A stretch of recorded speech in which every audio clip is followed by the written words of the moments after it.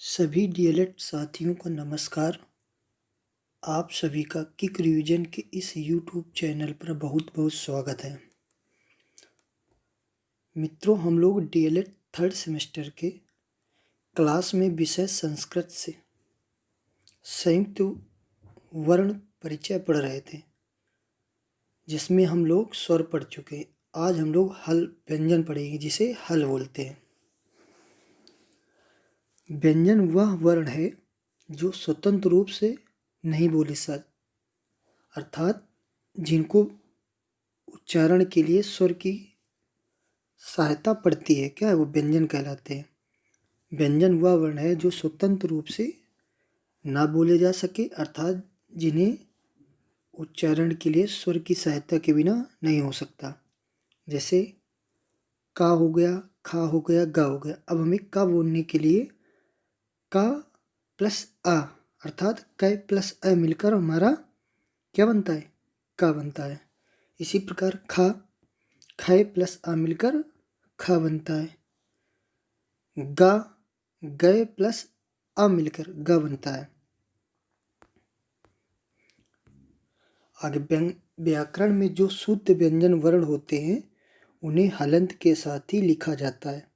जैसे क, च, ट, तय, पय आदि। इसलिए इन्हें अर्धमात्रिक वर्ण कहा गया है।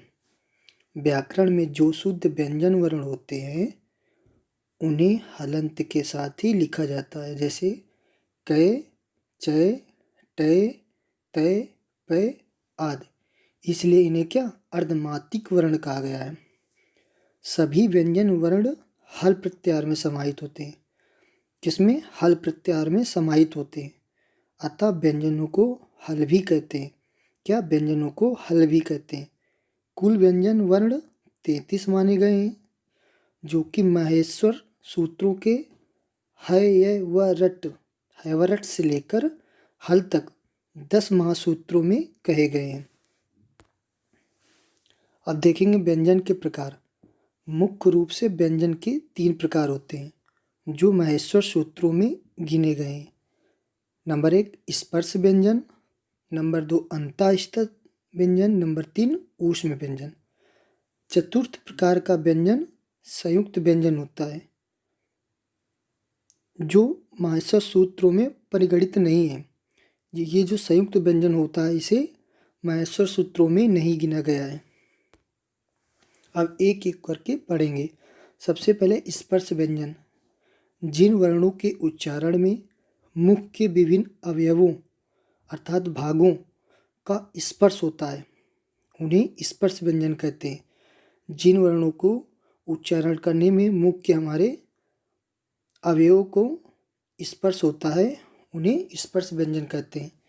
इनकी संख्या 25 होती है। इनकी संख्या 25 होती है। का से लेकर मा तक वर्ण स्पर्श व्यंजन है। कितने? का से लेकर मा तक वर्ण स्पर्श व्यंजन है। स्पर्श व्यंजन देखें।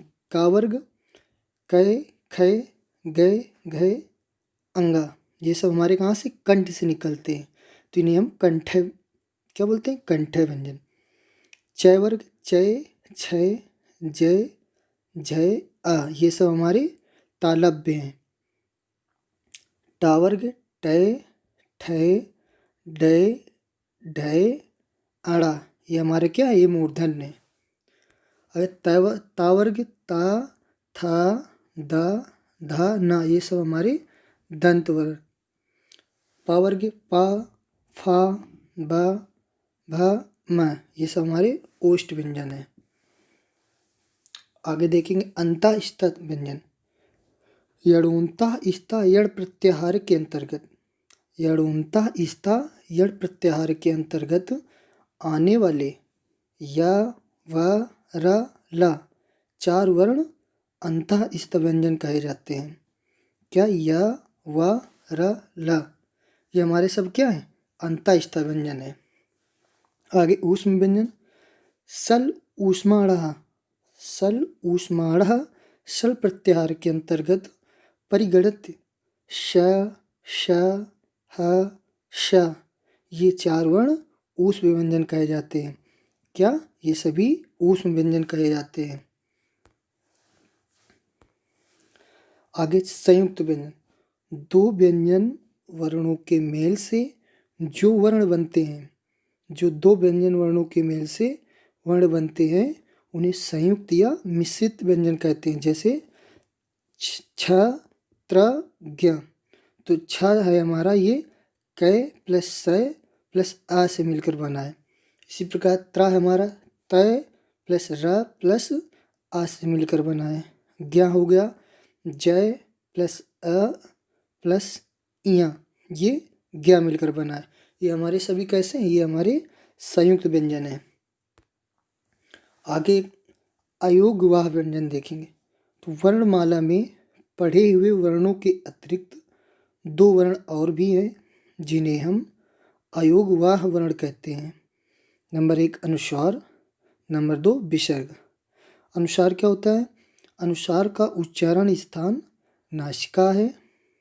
अनुस्वार का उच्चारण स्थान नासिका है। जैसे अंक, अंक हमारा क्या है?